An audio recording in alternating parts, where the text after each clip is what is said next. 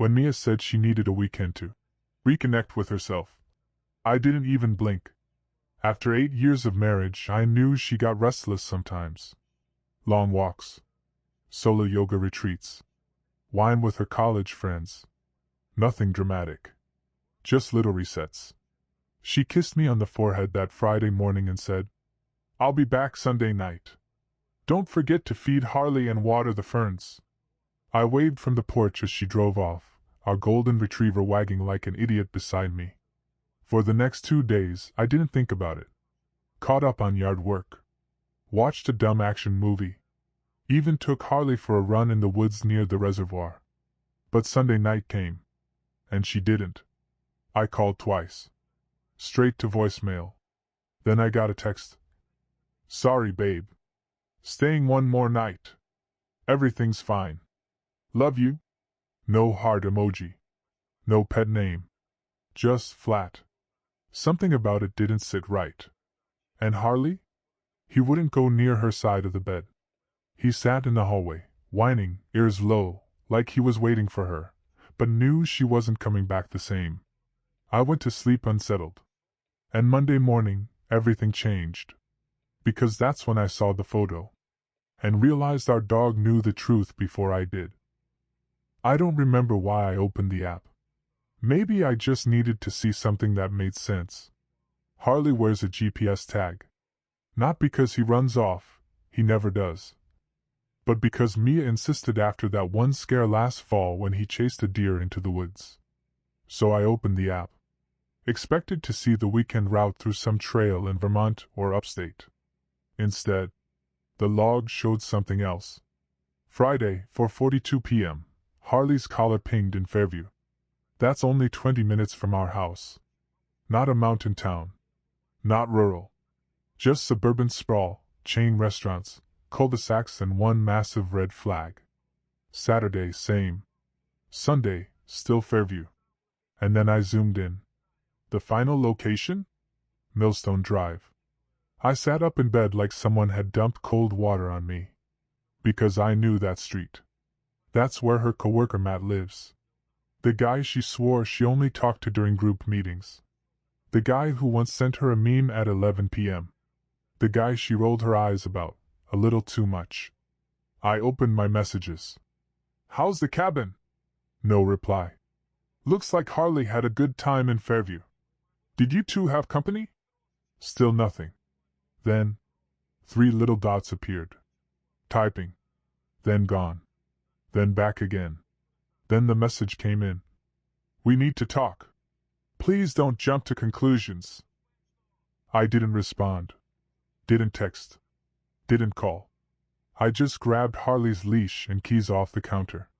By the time I pulled onto Millstone Drive, my knuckles were white around the steering wheel. Every house looked the same, clean lawn, 3-car garage, trimmed hedges. But I knew which one was his. Matt's place sat at the corner lot. Dark gray siding. Small porch swing. One of those "Live, laugh, love" decals in the front window like it actually meant something. I parked 2 houses down. Sat there for a while with the engine running. Harley whined softly in the back seat. I watched the front door. No movement. Then I saw it. Upstairs window. Curtains drawn, not all the way. A figure moved past. And behind her, unmistakable, Mia's suitcase. The green one with the torn zipper she refused to throw out. It sat open at the foot of the bed like it belonged there. She didn't just stop by. She unpacked. I felt something twist behind my ribs. I could have walked up. Could have knocked. Could have screamed. But I didn't. I just sat there watching the window. Until Harley barked once, low and sharp, like he saw it too. She stepped into view. Hair down. No makeup. Barefoot. She laughed at something off-screen.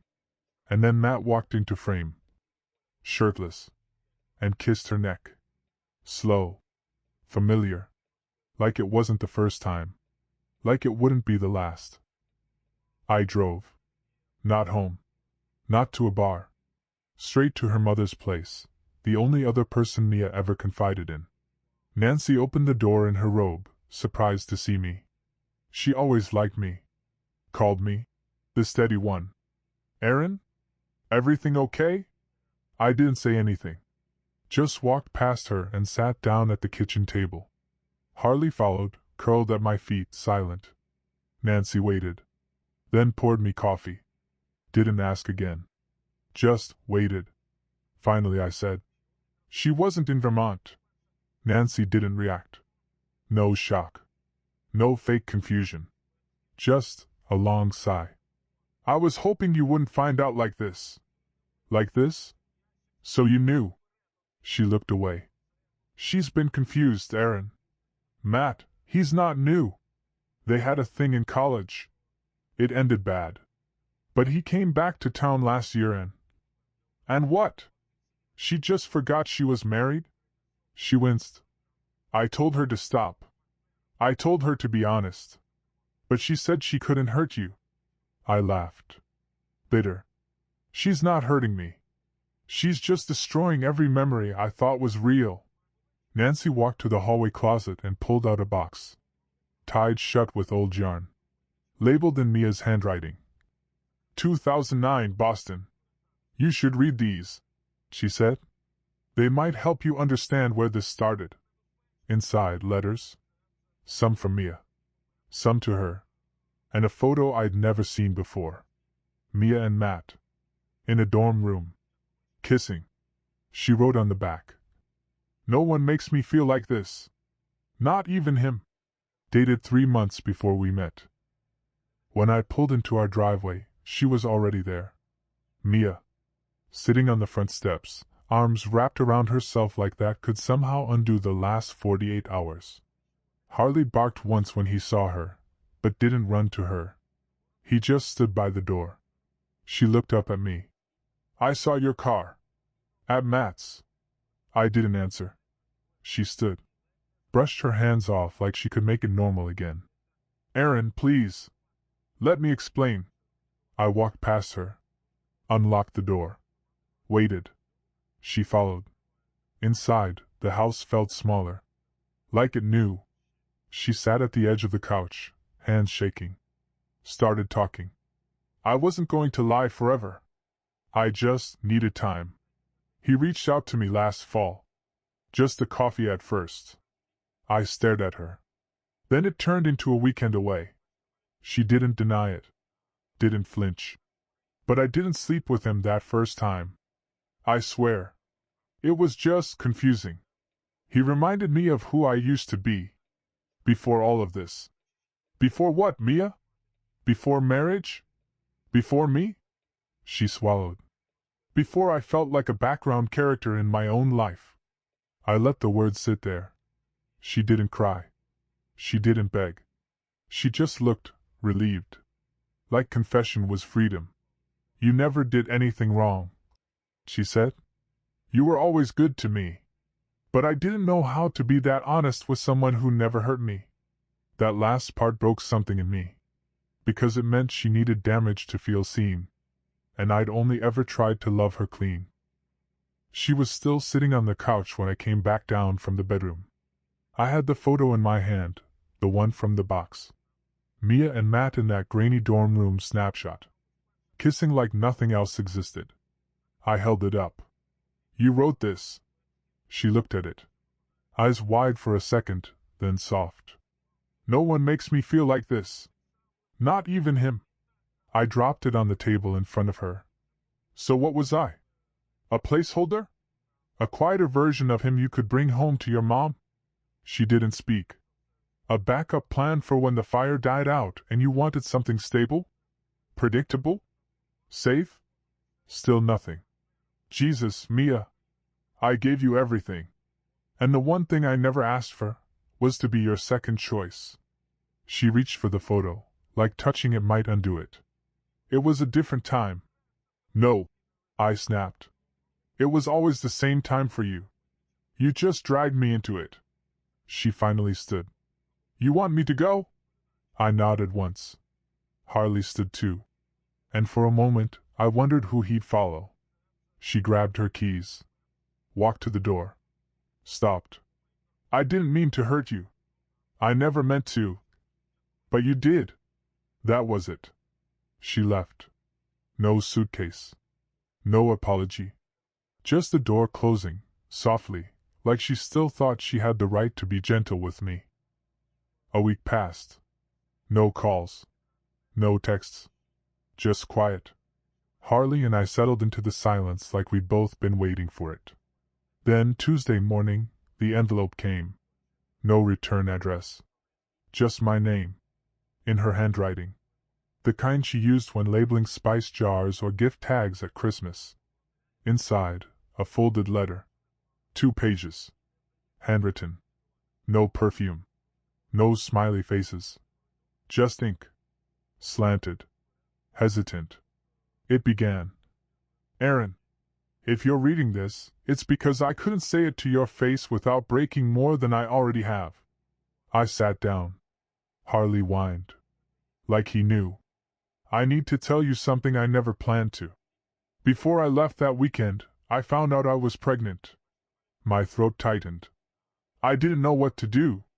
I didn't know if it was yours or Matt's. I didn't even know if I wanted it, but I felt like maybe it was the one thing that could ground me again. Then Saturday night, I started bleeding. Matt didn't even wake up. I drove myself to the ER. They told me it was gone. The letter went quiet there for a few lines. No words. Just space. You would have been a good father. Better than I deserved. Better than anything I've ever had. I'm not writing to ask for forgiveness. I know I buried that the moment I lied to you. I'm just writing so that maybe someday, if the silence ever gets too loud, you'll know it wasn't all fake. There was love. Even if I didn't know how to hold it. That was the end. No signature. Just a drop of ink where her pen had paused too long. I folded the letter. Didn't rip it. Didn't burn it. Just placed it in the glove box next to old napkins and maps I never used. By nightfall, I was behind the wheel. Harley in the passenger seat, head resting on the window like he, too, had something to leave behind. I didn't pack anything. Didn't leave a note. Didn't tell anyone. I just drove. Past the lake where we used to picnic. Past the street where she crashed her bike that one summer. Past the turns I knew like muscle memory. The silence wasn't heavy anymore.